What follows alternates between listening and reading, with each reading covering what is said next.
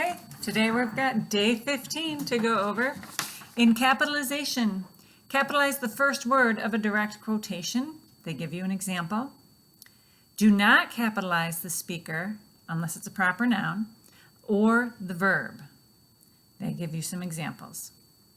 If a direct quotation is split and does not end a sentence, do not capitalize the second part of the quotation. Okay, they give you your example. And if a direct quotation is split and does end a sentence, capitalize the second part of the quotation. And they give you an example. All right?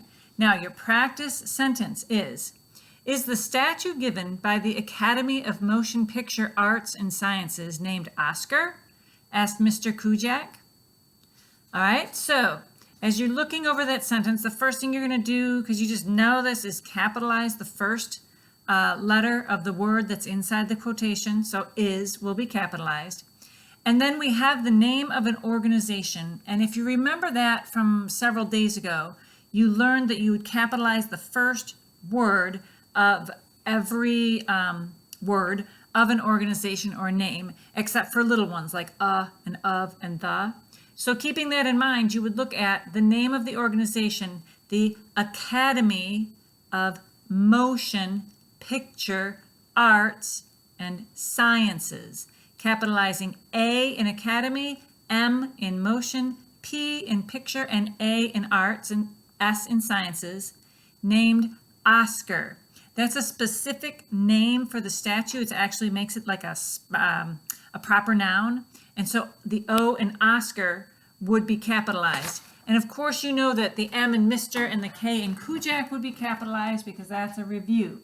All right, now, so is Academy of Motion Pictures, Arts and Sciences, Oscar, all capitalized. And then that first word after the quotation mark asked is not capitalized.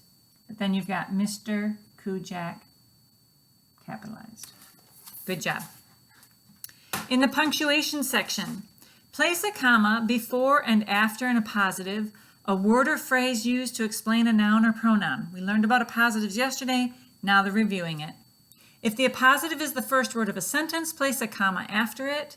If the appositive ends a sentence, place a comma before it. And then they give you your example sentence. All right, the one that you're going to correct. The tall woman, the store manager, will interview you, Todd, and make a decision. Okay, so this sentence has not only an appositive, it also has a noun of direct address. We had that in day 5, and we have had it again this week. That's who you are speaking to. So in this particular sentence, Todd is being spoken to. So there's going to be some additional punctuation needed. The first thing, though, is let's figure out where that appositive is. The tall woman, the store manager. Oh, we're giving more information about who the tall woman is. It's the store manager.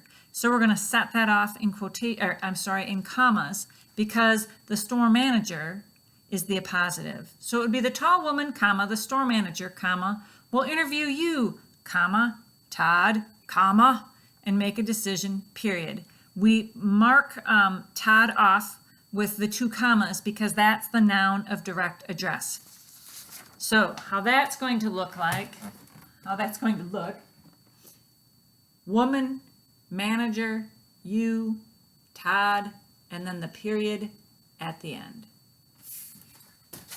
Next, we have parts of speech, nouns. Okay, if you looked at this, you might be thinking, oh, I remember these terms, common noun, proper noun, concrete noun, abstract noun. They sound familiar. It's been a while since we've had them.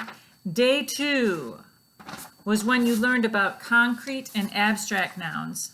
Okay, that's actually B on your worksheet. It says an example of a concrete noun is, an abstract noun is. If you remember, a concrete noun given to us in day 2, the definition was that it's something composed of atoms. All right, so it's something that exists. So an example of a concrete noun would be something like desk, wall, crucifix, glasses, sweatshirt, paper.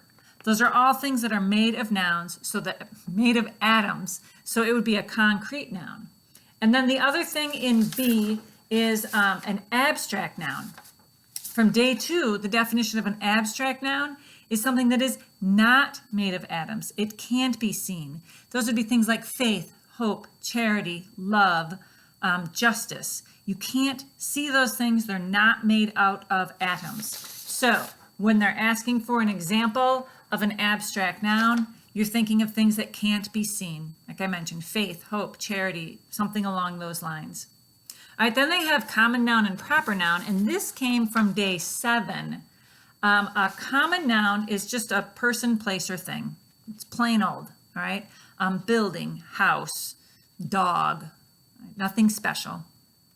A proper noun is a specific person, place, or thing, and it would be capitalized.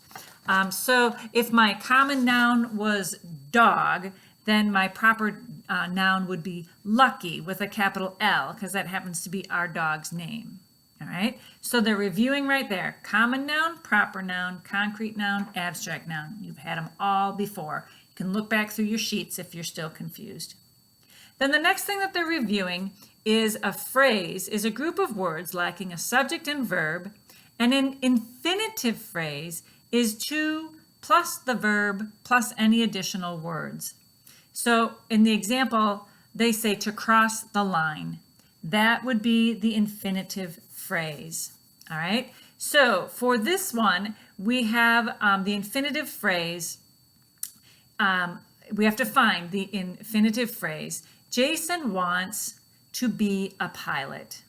Okay. So your infinitive phrase would be the to plus the verb plus additional words that relate to that. So in this particular case, to be a pilot would be the infinitive phrase. And now you're going to find out, sometimes Mrs. McDonald's a little shaky. I'm just double checking that on the answer key, and I was correct.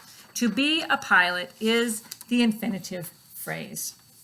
Then we have the sentence combining section. You guys know how to do that. You do it really well, and I always look forward to reading them.